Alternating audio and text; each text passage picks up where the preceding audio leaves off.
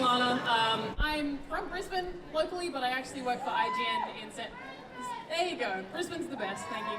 But we're all from Queensland. We know who's the best state of origin team, so we've all got that. So I work for IGN in San Francisco.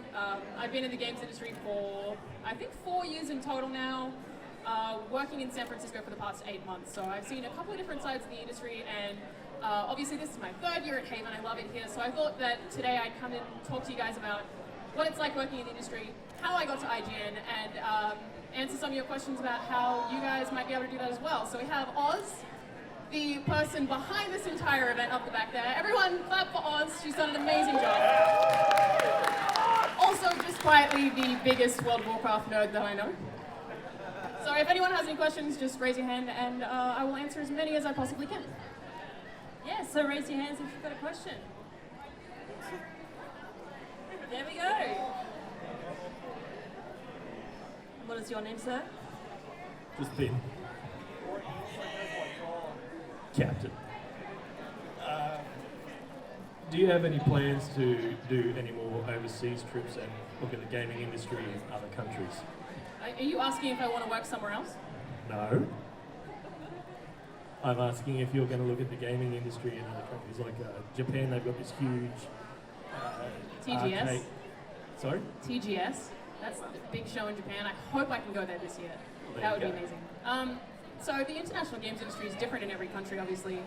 In America, Xbox doesn't even sell. Like the Xbox, the platform doesn't sell at all there. The Xbox One is basically a failure. They have, in Japan specifically, you'll walk into a game shop and it'll be PlayStation 4, Nintendo, and then up the back with all the old PSP games, you've got Xbox One. So it's just, I think the Western audience is just super different in that aspect. But I'd love to go to Japan. I've never been. They have TGS there, which is Tokyo Game Show. Obviously, mostly in Japanese, but there's a lot of really different games there as well.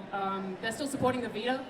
Not a lot of people are really supporting the Vita anymore. It died kind of quickly, which is unfortunate. Also, a lot of 3DS stuff there, but I'd really like to go to Europe. My favorite developer ever is Rare. For anyone who's played a lot of Nintendo 64, they made Perfect Dark. They made Jet Force Gemini. They made just some really, really fantastic old games. So, you know, if I were to ever leave IGN, I think that one company that could get me to do it would be if I could go work for Rare. Banjo-Tooie, Banjo-Kazooie, those are all really, really awesome games. So, yeah, internationally there's a lot of differences in culture, but the Australian indie devs also have a really, really good scene as well, particularly in Sydney and Melbourne. I think probably more Melbourne than anything. But it's interesting to see how it varies from every country. Do we have another question? Nervous? Oh, here we go. What's your name, sir? Carlos. Have you played ukulele yet? He asked if I played ukulele. So ukulele is a game made by Playtonic, who are a bunch of people who used to work at Rare, who were working on Banjo-Tooie and Banjo-Kazooie, and they basically just totally reformed to make their own Rare, and now they're making Banjo-Tooie, ukulele, which, like Banjo-Tooie, is another play on instruments. I have played it actually. I played it at E3 last year, and it's everything that I've ever wanted it to be. It's really light, it's really beautiful, and it's a 3D platformer, which I feel like at the moment, aside from Ratchet & Clank doing very, very well in reviews this year, we don't really have a lot of 3D platformers anymore. If anyone hasn't played Ratchet & Clank, you should definitely check it out. The new Ratchet & Clank is awesome. But Ukulele was a Kickstarter success, huge success. I think it raised millions, and it's the only Kickstarter game that I've ever backed. So that's coming out, I think, sometime next year, and yeah, it's absolutely amazing. Any other question? Hello. Hi. My question is, in this current console war, which platform do you think is winning, and how do you think Nintendo can turn it around? I like how you already know that Nintendo's losing. Well, because we were talking before, and you said they're not doing exactly too well. So. PS4 is definitely winning, and that's in terms of sales. They also had an amazing E3, I think. I've always played more on Xbox, but the PS4 has Kojima. You know, he's making his own game now, and that's absolutely awesome. It's also just their press conference was all games at E3, and not really a lot of talking. There's just, you know, Microsoft did a lot of talking, and for whatever reason, that never fares well, and it's very boring. So I think, yeah, I mean, in terms of sale, PS4 is winning. Xbox might catch up because I'm expecting that they're going to have a partnership with Oculus announced at some point. And that's because they already sort of do with every single Oculus sale. For those who don't know, that's a VR headset. Every Oculus comes with a Xbox One controller, so I think that partnership already exists. And if they bring the Oculus to the Xbox platform, I think that'll make a huge difference, being that it is dramatically superior to the PSVR and also has a much bigger game library and a better game library, honestly. Nintendo, I don't really know what they can do at this point. I played about 2 hours of Zelda at E3, and Zelda is absolutely amazing. It's beautiful. It's everything that I wanted a new Nintendo game to be. Sorry, a new Zelda game to be, and having to wait so long for it, I think it paid off. We still don't know what the NX is. Now, working at IGN, sometimes we get a lot of leaks, and a lot of the time we have to sort of pretend that we don't know or not cover things in a certain way, but we have no idea what the NX is going to be. I don't know what to expect from that. I'm kind of expecting some kind of mobile partnership, but might be a little too late for Nintendo to save themselves at this point. I don't know. I don't want them to die, so it's really hard to answer. It's like, please just buy the Wii U, everyone. Like, how many of you own Wii U's? It's all your fault. There's 2 people. All right. It's just if we all buy Wii U's and buy multiple of them, then maybe we can save Nintendo. Somebody. So we recently had E3. What were your highlights of attending that amazing entertainment expo? Working at E3 is exhausting. Working at E3, especially for IGN, where everything has to be up as soon as we can possibly get it up. We have embargoes, which is like a due date for everything. When the publisher says you're allowed to talk about things publicly, and you have to go see a game, might be at 10 p.m. at night, embargo might be at 11 p.m. at night. You have to get it done, get up at 8 a.m. the next day to do the same thing all over again. So it's very stressful, but luckily there were a lot of really, really good games on show this year that kind of saved it for me. And I think my favorite game that I got to play was probably Horizon Zero Dawn. I do have to give a shout out to The Last Guardian for actually being playable. I kind of doubted that game would ever really come out, but I can confirm I've played over an hour of it. It exists and may come out eventually.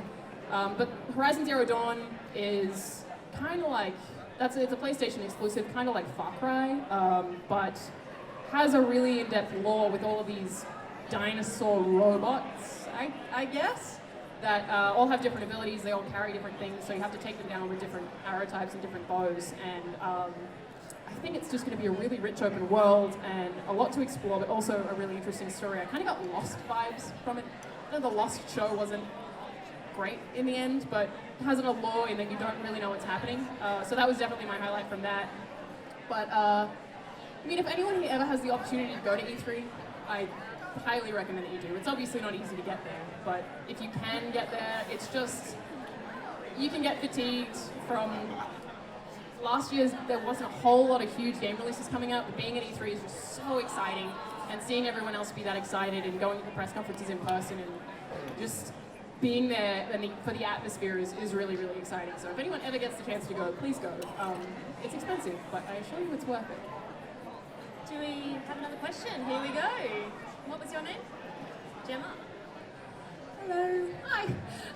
Obviously the most cliche question you probably get. Being a woman, did you find it at all difficult to break through the kind of gender barrier in your line of work, or is that kind of something that came naturally, that you just kind of walked into? I think it's a little bit half-half. You know, the stuff that I deal with every day that my male colleagues don't deal with every day. Especially at IGN, people just compare all the women who work there, like you can only have one woman. Like, it'll be like, oh, Naomi's better, or oh, this person is better. I'm like, why can't we all just work there? Have multiple women at one workplace without it being about who's better or who's worse at anything, and that always sucks. It's also just like a lot of uncomfortable sexualization, but to totally counter that, the support that you get from men and other women in the industry is enormous. Like, people just band together. Nobody tolerates any sexist behavior, so no matter how bad it can get sometimes with people saying awful stuff to you on the internet and rape threats and wanting to murder my family for some reason, there's always people there to back you up. And I think that having a female voice is also very helpful in that there aren't enough of them and we need more of them, and it offers a perspective that other people can't even consider. Like the game Firewatch, that came out earlier this year. And all of the women in the industry that I've spoken to agree that the female character in that game does not speak like a woman. She speaks like a woman who was written by a man for women. It's like she's there to like be appealing. she doesn't seem like a real character, whereas a lot of male players might not think that way because obviously we don't have the female perspective. So I think for every single downfall, it's really, really important that we have more women in the industry, and there's so much support. I mean, yeah, there's definitely a lot of negativity too, but I think it's worth it, honestly. So if any women are considering getting in the industry, please come talk to me. I'd love to hear what you're interested in doing, whether it's development or YouTube or writing. It's super important, and we need all of you and all of your different perspectives as well. As a games reviewer, do you ever feel like you have to detach from a game you love to do your job and do a good review on the game? We're talking about being objective. That can be kind of tough. So in my head, every year I will have my favorite game of the year and then the best game of the year, and they don't necessarily align. So my favorite game of last year was Until Dawn, and that's because I played it with my mum. So it was like the experience that I had of that game was me playing it with someone else and enjoying it with another person, and the experience of bonding over that game. But mechanically or even script-wise, it wasn't necessarily the best game that came out that year. So you have to remove yourself from the experience that you had while playing it and assess kind of what on paper is important to a game, whether it's a score or a narrative or the combat. Obviously, also that varies depending on the game. We have a wild Pokemon walking through right now. Somebody catch him. So yeah, there's some games that I like, as a person, know that I don't like, but I have to consider what all the positives of all of those games are, and that can be really hard. Honestly, the worst thing about reviewing games is having to review a game that you hate. I've never liked Dynasty Warriors or Dynasty Warriors. I've had to review 4 of those, and if you've ever played those, they can be like 80-hour games. So it's like 80 hours of watching a movie that you hate on repeat, and it sucks. I also got tendinitis from playing too many video games. Last year was a big year for RPGs, so I had to review Metal Gear, I had to review The Witcher 3, I had to review Fallout 4, so I can't use this wrist properly anymore because of clicking so much. I now can't play fighting games, and I can't play Guitar Hero, which is obviously the saddest thing to ever happen to a gamer ever. Cool, we've still got time for a couple more questions. We've got Jay here. Hey, so I was just wondering, Sony and Microsoft obviously announced their big evolution of the PS4 and Xbox One. A lot's still up in the air about that, but I was wondering what your opinion was, how you think that's going to affect the market, if you think it's going to be a success, or if people are going to sort of stick with what they've got with the current PS4 and Xbox One. Just general thoughts. Yeah, I think what's happening with consoles right now is that we have PlayStation announced PS Neo being the more powerful version of the PlayStation 4, and then we have the Scorpio, which is Xbox's version of that. This is the biggest change to happen to consoles in a very long time, and I'm a little bit scared. It's different, like, yeah. It hasn't been done before like that. What I really think is going to happen is that, unfortunately, consoles aren't going to have titles anymore. We're not going to have a PS4 anymore, or an Xbox One, or an Xbox, I don't know how they follow one when it's the second, Xbox Infinite, or whatever the next one might be. I don't think that... The Z-Box, Y-Box. I think it's just going to be PlayStation and Xbox, and it'll be Xbox 2016, Xbox 2017, like iPhones. Considering the price of consoles, I think that's very intimidating, but Xbox have really pushed hard on the marketing of everything will be backwards and forwards compatible, so no matter what you have, you'll be able to play every single game, which was kind of like the DS until they stopped doing that too. So I really don't know what it means, but I think it is the death of console launches. I think it's going to be a lot more evolving. We're going to see a lot more smaller, iterative upgrades. And, I mean, how does everyone here feel about that?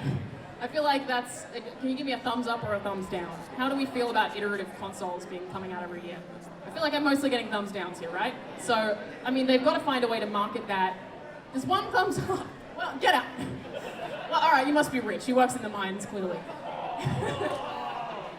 So I think for the most part, it's unobtainable, and for them to market it well, they've got to come up with a trade-in plan. Like maybe you can trade in your Xbox One and get the Xbox Scorpio for really cheap, but it's just to keep up with how quickly PC is evolving, and really the consoles are holding back games right now because PC games, it's a lot less restrictive. The hardware's better, so you can make better games. Consoles are holding that back because of ports, and consoles are still the largest market for selling AAA titles, so everything that comes out on console is not as good as that would be if it was developed exclusively for PC. So I think it's a good evolution for the software, but for the hardware and for consumers, I think it's terrifying. But, we'll see how that goes, I guess. Any more questions? Yeah? Oh, another one, Phil.